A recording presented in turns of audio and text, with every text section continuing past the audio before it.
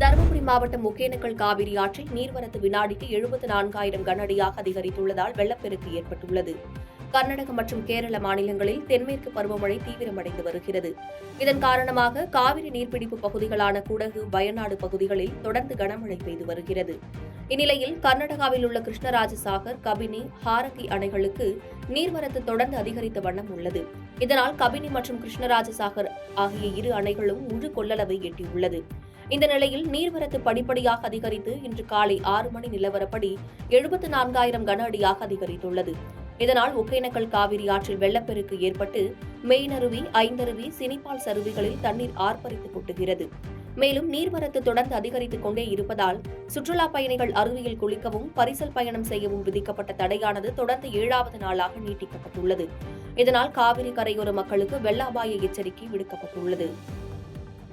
பாதகம் செய்பவரை கண்டால் நாம் பயங்கொள்ளலாகாது பாப்பா, மோதி மிதித்து விடு பாப்பா, அவர் முகத்தில் உமிழ்ந்து விடு பாப்பா.